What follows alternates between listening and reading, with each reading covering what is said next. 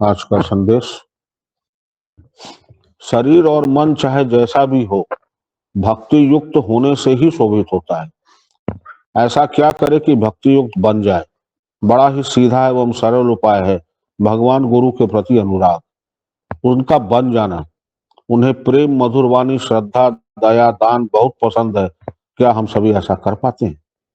आज के इस युग में छोटी छोटी बातों में लोग क्रोधित हो जाते हैं, जो कदापि उचित नहीं है। यदि किसी ने 2 घंटे पूजा जप आदि किया, फिर छोटी बातों पर गुस्सा हो गए, तो इसका प्रभाव समाप्त हो गया। सहनशीलता, बड़ों का छोटों का इसके उसके लिए पहली प्राथमिकता है। मेरी सबों से विनती है कि क्रोध पर ध्यान दें, यह देखने से दूर हो जाएगा। साधन जीवन में बदलाव लाने की कड़ी है। सबों को सम्मान देना चाहिए। कोई बदले या ना बदले, पर स्वयं को बदल दे। बदलना तो अपने हाथ में है। हमें नित्य के काम का आकलन करना चाहिए, जिससे जीवन सुसज्जित हो जाए। चिंतन करना चाहिए। चिंतन अपने अंदर झांकने में मदद करता है, अपनी कमियों को दूर करने में सहायता करता है। पुस्तक पढ़ना अच्छी बात है, पर व्यवहारिक ज्ञान होना अत्यावश्यक है। व्यवहारिकता व्यवहार कुशल बनाता है। पुस्तकों में बहुत लिखा है, पर उसका जीवन में क्या महत्व है, जो इसे समझ लेते हैं, उसका जीवन ही जययुक्त बन जाता है। अपने को अहंकार से बचाना ही होगा, क्योंकि यह इंसान के पतन का कारण है। अपना गुण बखान से बचना चाहिए, यह भी अहंकार वृद्धि का कारण बन जाता है। संसार के जितने भी इंसान हैं, प्रत्येक में कोई न कोई गुण है। गुण तो है और अवगुण भी। इंसान मिश्रण है यश अपयश का, हानि लाभ का, विवेक और अहंकार का। इन सबको दरकिनार करके ही संबंध निभाए जा सकते हैं। साधन करने के लिए इन सबसे ऊपर उठना होगा, अन्यथा कुछ भी करना संभव नहीं हो पाएगा। रामायण में ऐसी कथा आती है कि हनुमान जी लंका के लिए निकले। उस समय ब्रह्मा जी को थोड़ी चिंता हुई कि हनुमान जी पराक्रम कर रहे हैं, वो किसी को कहेंगे नहीं, परंतु इसकी सूचना श्री राम जी को होनी चाहिए। तो उन्होंने एक पत्र लिखा और हनुमान जी को दिया, इसे लक्ष्मण जी को दे देना। स्वयं अपनी प्रशंसा नहीं करनी चाहिए। कहने का भाव है, सज्जन पुरुष अपना गुण नहीं कहते, दूसरों के दोषों का बखान भी नहीं करना चाहिए। ऐसा करने से दोष अपने अंदर आ जाता है और जीवन दोषों का घर बन जाता है। फिर सभी उससे घृणा करने लगते हैं। इन सबों को बुराई छोड़कर अच्छाइयों को देखना चाहिए। जब किसी से मिलते हैं तो कहते हैं राम राम भाई, राधे राधे। 2 ही बार कहते हैं, 3 बार नहीं। तात्पर्य है कि हमारे अंदर भी राम, उसके अंदर भी राम। इसी भावना को बनाए रखें। सब भगवान का ही अंश है। सभी को नमन, सबों का कल्याण हो। जय गुरु माँ।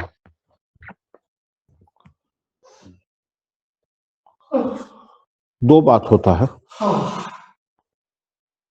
प्रशंसा, स्वयं का प्रशंसा करना और सामने वाले की प्रशंसा करना। स्वयं का प्रशंसा करना बहुत आसान, हम ये किए वो किए, लेकिन किसी और की प्रशंसा करने के लिए बाबा कहते थे कलेजा चाहिए। आप जब अपने मयार से आगे निकलते हैं, तब आप किसी की प्रशंसा करनी चाहिए।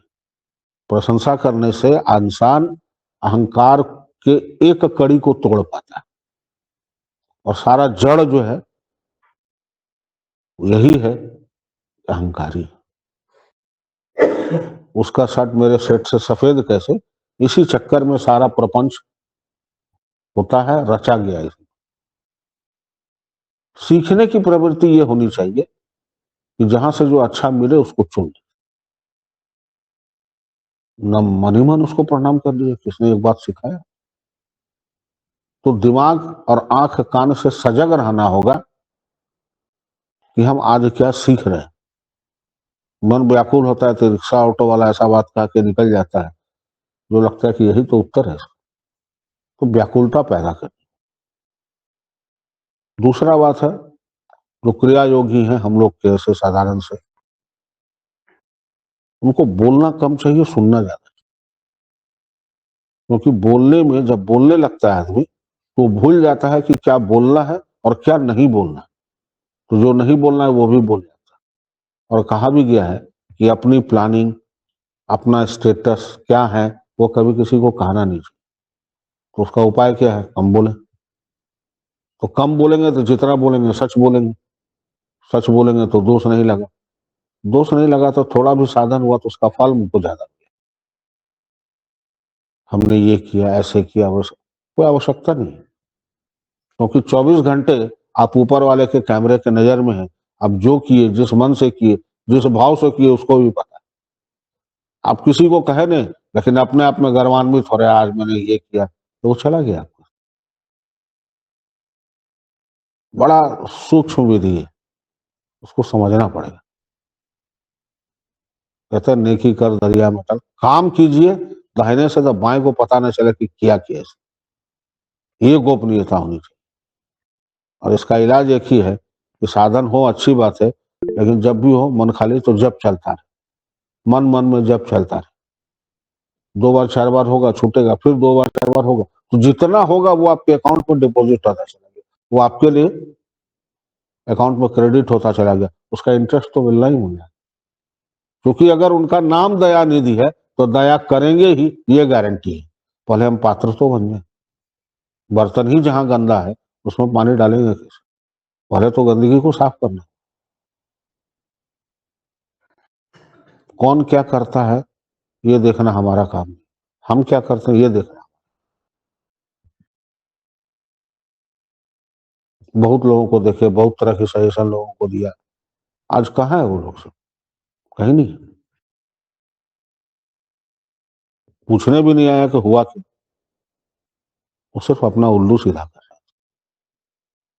और एक चीज है जो मैं व्यक्तिगत रूप से मैंने महसूस किया अभी तक के जीवन में, तो जो दूसरे का शिकायत करता है ना, उसको घर में तरजीह मत दिए, चाहे आपका भाई ही क्यों ना।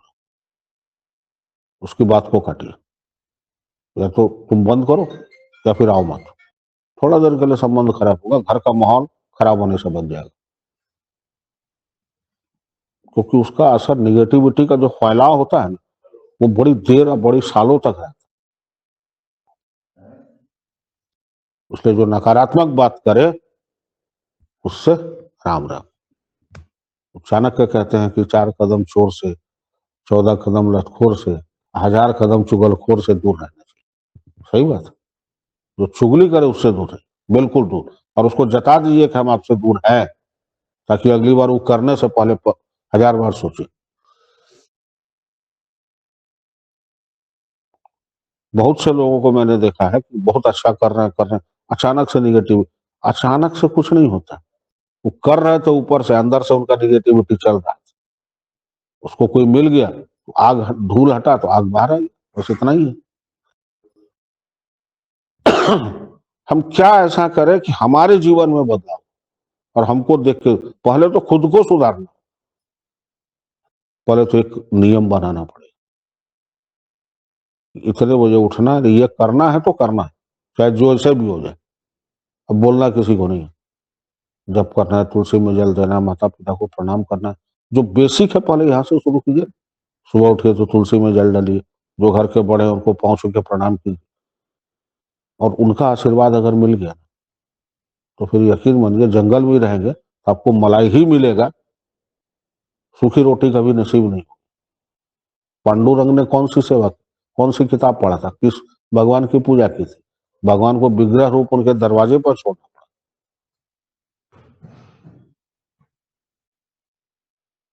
और उन्हीं ने कौन सा किताब पढ़ा था? सबसे बेवकूफ शिष्य था अपने गुरुकुल का, मेड़ में जाके लेट गया ताकि गुरु जी के खेत में पानी बह ना जाए, और आए तो गुरु जी उसको 3 बार हाथ दिए, सारा विद्या आ गया। तो गुरु सब कुछ कर सकता है।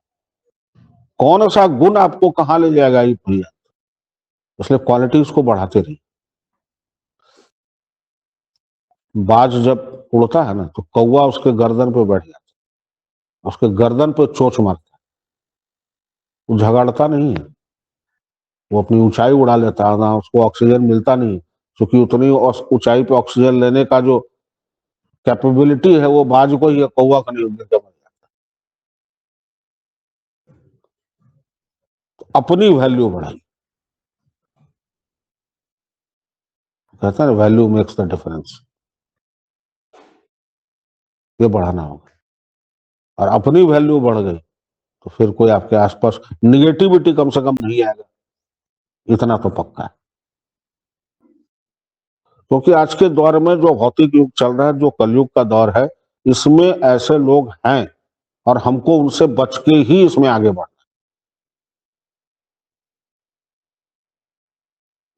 अगर बोलना छोड़े तो प्रेम से सीधी भाषा में समझा दीजिए। क्या होगा? नहीं आएगा, नहीं आएगा, निगेटिव ना, अच्छा पॉजिटिव लोग आए हमारे यहाँ, उनसे अच्छी बातें हो। दूसरी बात कि अध्ययन की आदत डालें।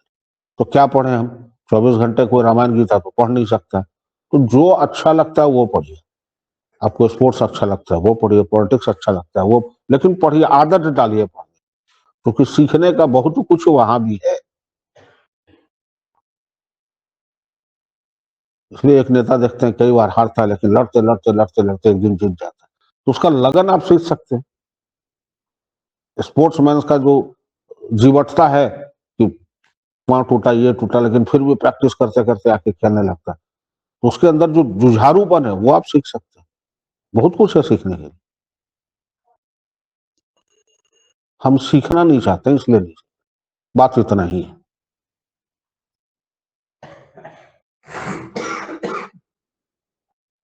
तो यही है, मन साफ रखिए, तन साफ रखिए, भगवान तो मिलेंगे। और एक आदमी का प्रश्न था मेरे पास कि कुंभ स्नान करने, हम बोले बाबा आज तक कभी कुंभ नहीं है, कभी कांवर लेके देवघर नहीं गए। उनका था कि अगर हमको देवघर ही जाना है तो हम कैलाशपति को जाकर जलने डालेंगे।